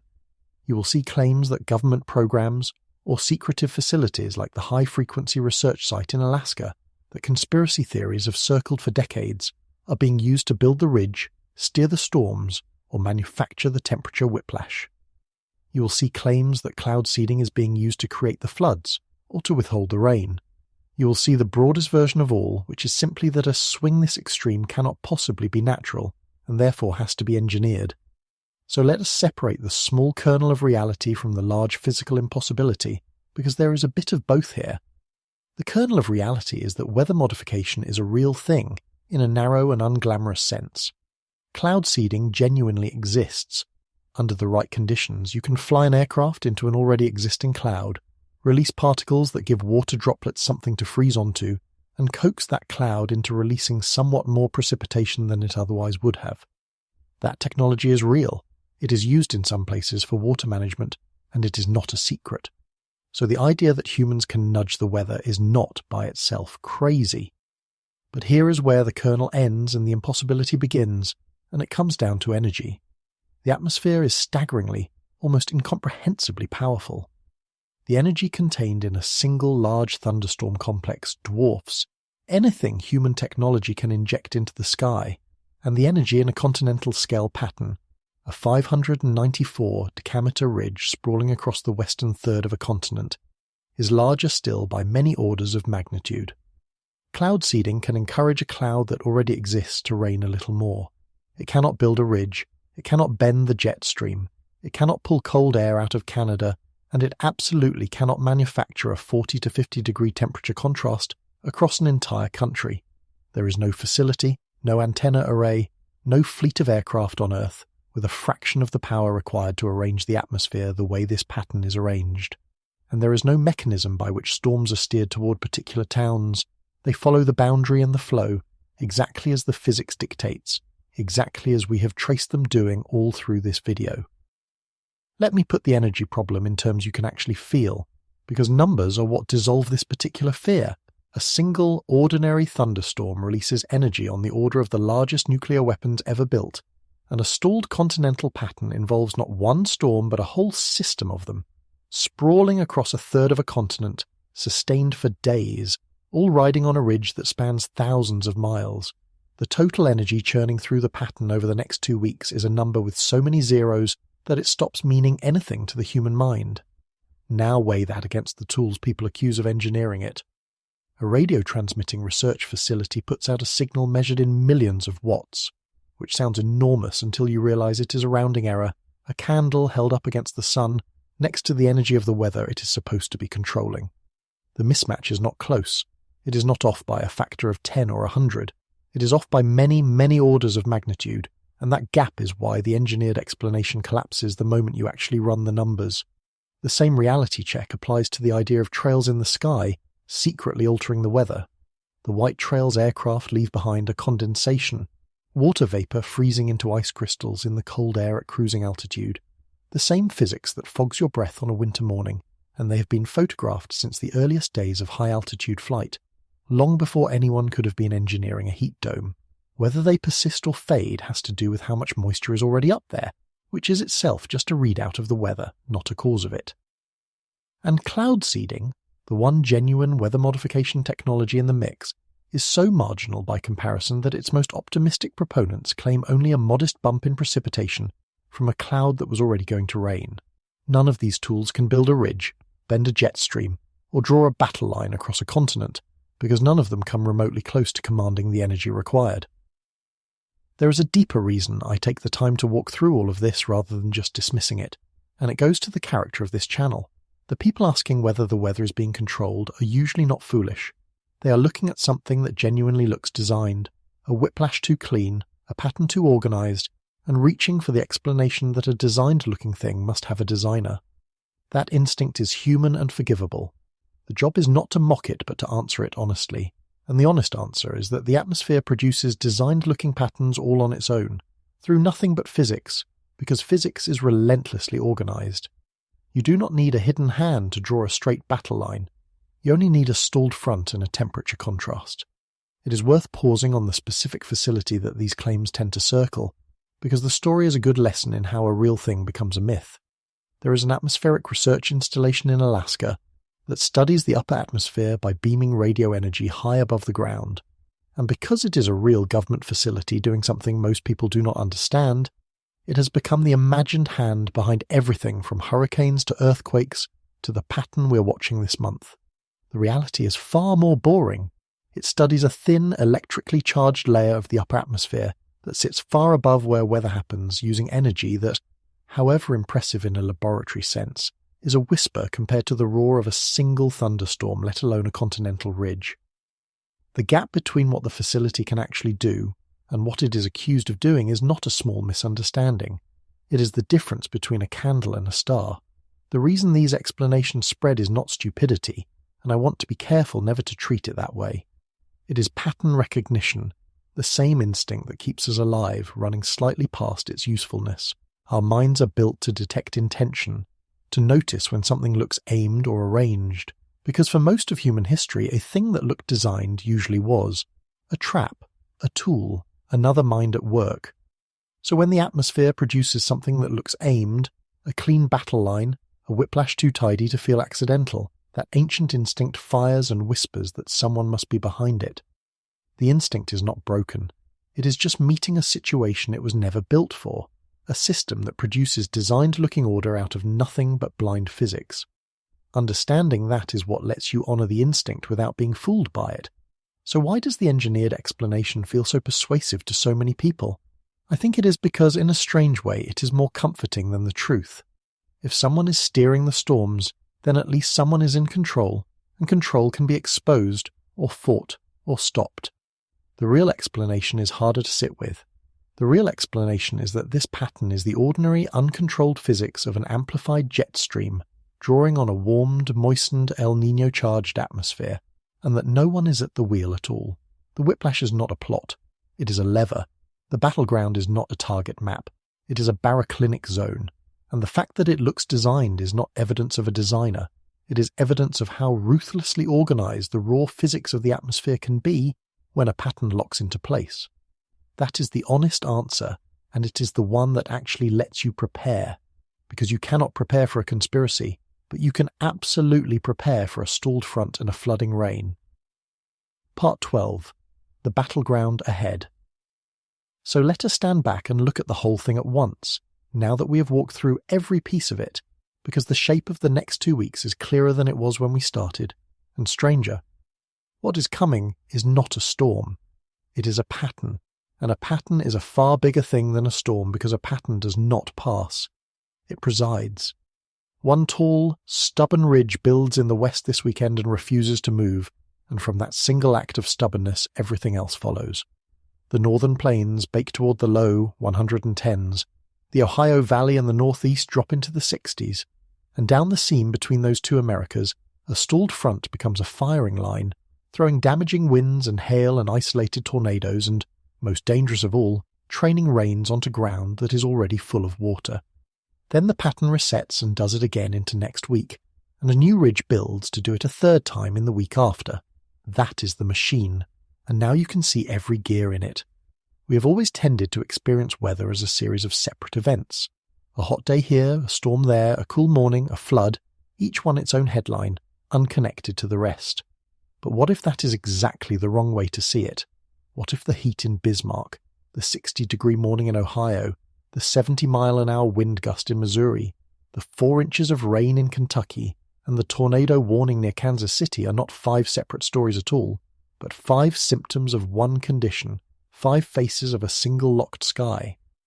That is the shift in vision this whole video has been trying to give you, because once you see the pattern instead of the events, the next 2 weeks stop being a confusing jumble of contradictory forecasts and become a single, comprehensible and genuinely dangerous thing. And that brings us to the question I cannot answer for you, the one sitting at the very edge of what science currently knows. We know this pattern is real and forecastable. We know it is drawing on a warmer, moister, El Niño-charged atmosphere that loads both the heat and the rain beyond what the same pattern could have done a generation ago. What we do not yet know, what the sharpest minds in atmospheric science are arguing about right now, is whether skies like this one are beginning to get stuck more often, whether the jet stream itself is shifting toward the kind of waviness that locks these patterns in place. If the answer turns out to be yes, then the battleground of the next 2 weeks is not an anomaly. It is a preview. Let me draw the whole machine one more time in a single breath, because it is worth being able to hold all of it at once. A river of wind high above the country stops running flat and rears up into enormous slow-moving waves. One of those waves builds a mountain of high pressure over the west that will not move, and under that mountain the air sinks and compresses and bakes the northern plains toward the low 110s. On the eastern flank of that same mountain, the jet plunges south and drags cold Canadian air into the Ohio Valley in the northeast, dropping mornings into the 60s. Where the cold air meets the warm, wet Gulf air, a stalled front becomes a firing line that throws wind and hail and isolated tornadoes, and, above all, training rains onto ground that is already full. And all of it, every degree and every inch, is drawn from an atmosphere made warmer and moister by a strengthening El Niño, so the heat runs hotter and the rain falls heavier than the same pattern could have managed a generation ago. That is the entire story, from the wind aloft to the water in the valley, and it is all one thing. Zoom out even further, past this pattern and this summer, and you can see why any of this matters beyond a 2-week forecast. The atmosphere is a single connected system, and what we are really watching over the next 2 weeks is a small local demonstration of how that system behaves when it locks. A bend in the wind over the Pacific coast decides whether North Dakota bakes. A temperature contrast along a Missouri County line decides whether a Kentucky hollow floods. The ocean temperature near the equator quietly loads the whole thing. Nothing here is isolated and nothing here is random, and once you learn to see the connections, the weather stops being a series of surprises and becomes something you can read. That is the real gift of understanding a pattern like this. It turns you from someone the weather happens to into someone who can see it coming. There is a version of the future where this pattern is nothing more than a memorable stretch of a single July, a rough 2 weeks that people talk about for a season and then forget, the way we forget most weather. And there is another version, the one the open scientific question keeps gesturing at, where patterns like this one are becoming a little more common and a little more punishing, and where learning to read them is no longer a curiosity but a survival skill. I cannot tell you with certainty which future we are living in, and anyone who claims they can is overselling. But I can tell you that the skill of seeing the pattern instead of the storm is valuable in either one. In the mild future, it makes you the person who understood what was happening while everyone else was confused. In the harder future, it makes you the person who saw the danger coming while everyone else was fooled by a calm window. Think about what it would actually mean if the honest answer turns out to be that the sky is learning to hold still. It would mean that the old assumption at the base of how we plan our lives, that bad weather passes, that you only have to get through the storm and then it moves on, would need to be rewritten. A world of stuck patterns is a world where the question is not how hard a storm hits, but how long it refuses to leave, where a heat dome can settle over a region for weeks, and a flood machine can park over a watershed until the rivers give out. That is a different relationship with the sky than the one our grandparents had, and it is the relationship this pattern, whether it proves to be a fluke or a preview, is quietly asking us to prepare for. We have always treated the weather as something that happens and then ends. But what if the defining feature of the weather to come is not its violence, but its stubbornness, its refusal to end? Here is the thought I want to leave you with, standing on the edge of it. Every stuck pattern in history, the Great Flood, the killer heat waves, the derechos, the drowned towns, began as an ordinary ridge and an ordinary front that simply stopped moving. The only thing that separated a rough week from a catastrophe was where the pattern parked and how long it stayed. This particular battleground is going to spend the back half of July throwing heat at one part of the country and water at another, and most of it, thankfully, will fall short of catastrophe. But the deeper lesson is not about these 2 weeks.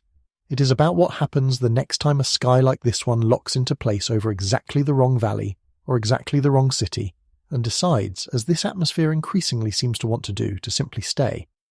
Because the frightening thing about a stuck pattern is not how hard it hits. It is that it does not move on, and a world where the sky is learning to hold still is a world where we had all better start paying attention to the patterns and not just the storms.